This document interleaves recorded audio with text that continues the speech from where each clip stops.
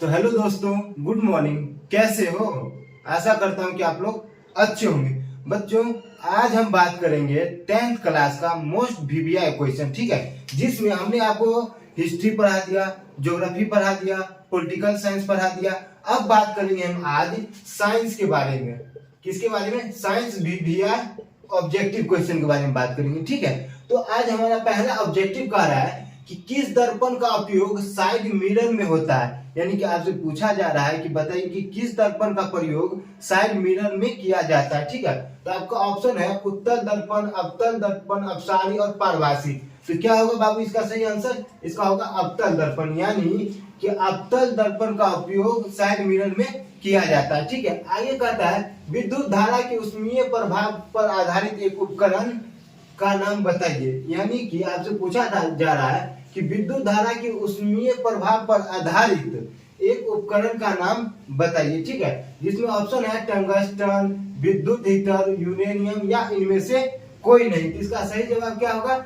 विद्युत धारा। क्या होगा बाबू इसका सही जवाब? विद्युत धारा, ठीक है। आगे पूछा जा रहा है कि विद्युत धारा का एसआई मात्रक क्या होता है। आपसे पूछा जा रहा है कि विद्युत धारा का एसआई मात्रक क्या होता है। ऑप्शन में एम्पियर, वोल्ट, टंगस्टन, यूरेनियम। क्या होगा? एम्पियर होगा हमारा सही जवाब, यानी कि एम्पियर को विद्युत धारा का एसआई मात्रक माना जाता है, ठीक है। आगे कहा जा रहा है कि क्या लोहा तांबा से अधिक क्रियाशील है। मतलब आगे ऑब्जेक्टिव पूछा जा रहा है कि क्या लोहा जो है वो तांबा से अधिक क्रियाशील होता है। तो ऑप्शन में है हाँ, नहीं, ए, बी दोनों। तो क्या सही जवाब होगा? नहीं, यानी कि लोहा तांबा से अधिक क्रियाशील क्या होता है? नहीं होता है, ठीक है। आगे कहता है काल्पनिक प्रतिबिंब होता है। यानी कि आपसे पूछा जा रहा है कि काल्पनिक प्रतिबिंब होता है। ऑप्शन में है सीधा, उल्टा, ए, बी दोनों या इनमें से कोई नहीं। तो क्या होगा बाबू इसका सही जवाब? सीधा। कैसा होता है? सीधा होता है, ठीक है। आगे कहा जाता है प्रकाश के परावर्तन के नियम है। यानी कि आपसे पूछा जा रहा है कि प्रकाश के परावर्तन के कितने नियम है? एक है, दो है, तीन है, चार है, क्या? दो है। यानी कि प्रकाश के परावर्तन के कितने नियम है बाबू? दो नियम है, ठीक है। आगे पूछा जाता है कि प्रतिरोध का एसआई मात्रक क्या है। आपसे अगला क्वेश्चन कहा जा रहा है कि प्रतिरोध का एसआई मात्रक क्या होता है। ऑप्शन में है ओम, जूल, एम्पियर, वोल्ट। तो क्या होगा? ओम। यानी कि प्रतिरोध का एसआई मात्रक क्या होता है बाबू?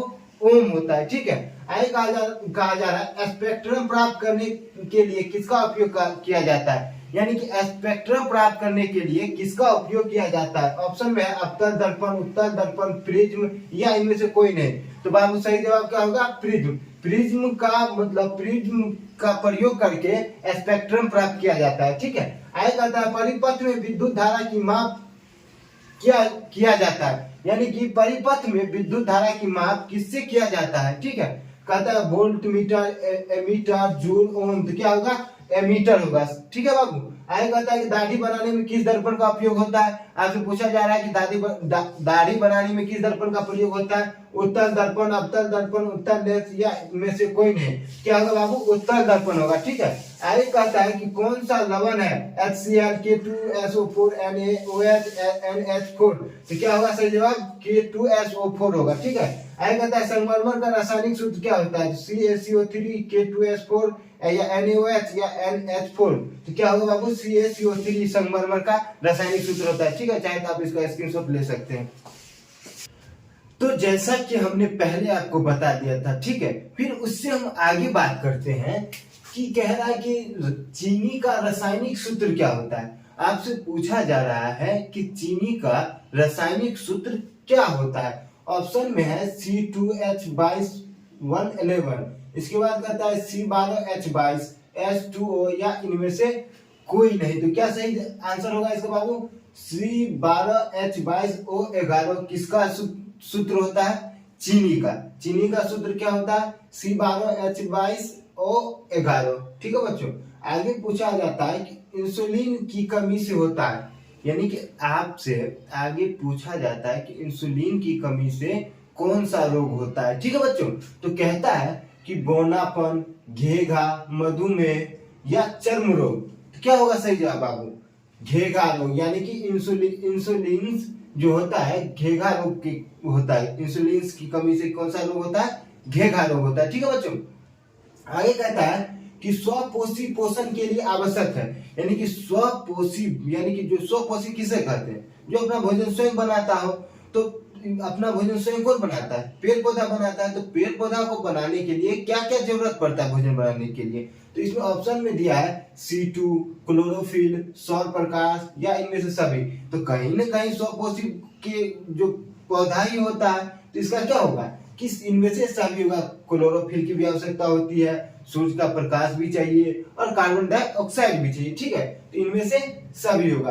कहता है खुला परिसंचरण तंत्र किसमें पाया जाता है, खुला परिसंचरण तंत्र किसमें पाया जाता है बाबू, ऑप्शन देख लो। कहता है कि मनुष्य, कॉकरोच, घोड़ा या इनमें से किसी को नहीं।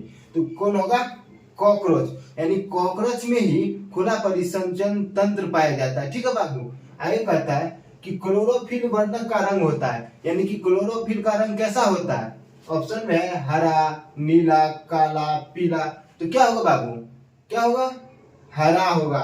यानी कि क्लोरोफिल का रंग कैसा होता है, हरा होता है, ठीक है। आगे कहता है कि सोडियम कार्बोनेट का सूत्र क्या होता है, यानी कि सोडियम कार्बोनेट का सूत्र क्या होता है वो आपको बताना है। ऑप्शन में दिया है Na2CO3, NaCl, H2O, C2O4। तो क्या होगा बाबू इसका सही आंसर, Na2CO3। Na2CO3 किसका रासायनिक सूत्र होगा, सोडियम कार्बोनेट का, ठीक है। आगे कहता है कि विभवांतर का एसआई मात्रक क्या होता है, आपसे पूछा जा रहा है कि विभवांतर का एसआई मात्रक क्या होता है। तो ऑप्शन में है वाट, एम्पियर, वोल्ट, ओम।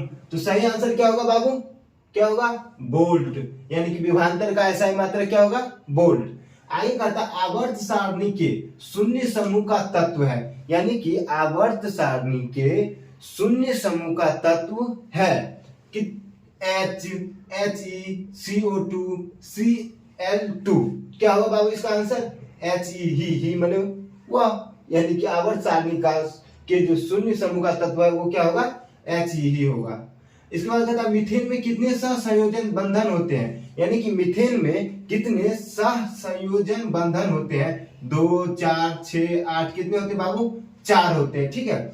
आगे कहता है कि किसमें अलौकिक जनन मुकुलन द्वारा होता है, यानी कि आपसे पूछा जा रहा है कि किसमें अलौकिक जनन मुकुलन द्वारा होता है। कहता है ईस्ट, प्लाज्मा, अमीबा या इनमें से कोई नहीं। क्या होगा, ईस्ट। ईस्ट में अलौकिक जनन मुकुलन के द्वारा होता है, ठीक है बच्चों। आगे कहता है परागकोश में पाया जाता है, यानी कि परागकोश में क्या पाया जाता है, कहता है दलपुंज, परागकण, एस्टिग्मा या इनमें से कोई नहीं। क्या होगा बाबू, परागकण। यानी कि परागकोश में क्या पाया जाता है, परागकण पाया जाता है। द ओरिजिन ऑफ स्पेस नामक पुस्तक किसने लिखा, तो ऑप्शन में डार्विन, लेमार्क, ओपेन या इनमें से कोई नहीं। क्या होगा बाबू, डार्विन होगा, ठीक है बच्चों। तो आप चाहे तो इसका स्क्रीनशॉट ले सकते हैं, ठीक है बच्चों। तो बच्चों आगे कहता है कि बेकिंग पाउडर का अणुसूत्र क्या होता है, मतलब अब आगे आपसे पूछा जाएगा कि बताइए कि बेकिंग पाउडर का अणुसूत्र क्या होता है। तो ऑप्शन में दिया है NaHCO3, BaCO3, HCl या इनमें से कोई नहीं। तो क्या हमारा सही जवाब होगा, NaHCO3। क्या जवाब होगा मेरा, NaHCO3 बेकिंग पाउडर का क्या होता है, सूत्र होता है बच्चों, ठीक है। आगे कहता है कि शुद्ध सोना को व्यक्त किया जाता है, यानी कि हमारा जो शुद्ध सोना है उसको हम कैसे पहचानेंगे कि ये मतलब शुद्ध है कि अशुद्ध है या इसमें किसी भी प्रकार का क्या है, मिलावट है। इसको पहचानने के लिए ये है, क्या कहते हैं, ऑप्शन है 22 कैरेट, 24 कैरेट, 26 कैरेट, 27 कैरेट। तो हमारा सही जवाब क्या होगा, 24 कैरेट। यानी कि 24 कैरेट जिसमें होता है इसका मतलब है कि वो क्या होता है, शुद्ध सोना होता है, ठीक है बच्चों। अब बात करते हैं, कहता है रक्त में आयरन की कमी से कौन सा रोग होता है, मतलब हमारे बॉडी में अगर रक्त की कमी होती है, खून की कमी होती है, तो कौन सा रोग, कौन सा बीमारी होता है, ठीक है बच्चों। तो ऑप्शन में देख लेते हैं, कहता है टीबी, मधुमेह, एनीमिया, चेचक। तो इसका सही जवाब क्या होगा बाबू, option C will be the right answer, यानी कि रक्त में आयरन की कमी से एनीमिया रोग होता है, ओके बच्चों। अब कहता है कि मनुष्य में कितने जोड़े गुणसूत्र पाए जाते हैं। अब बताइए, आप लोग बताइए कि मनुष्य में कितने जोड़े गुणसूत्र पाए जाते हैं, ठीक है। तो कहता है 26, 24, 23, 28, तो क्या होगा 23, यानी कि सी आंसर सही होगा। यानी कि मनुष्य में कितने जोड़े गुणसूत्र पाए जाते हैं, तो क्या होगा बाबू इसका सही जवाब 23। 23 जोड़े गुणसूत्र पाए जाते हैं मनुष्य में, ठीक है।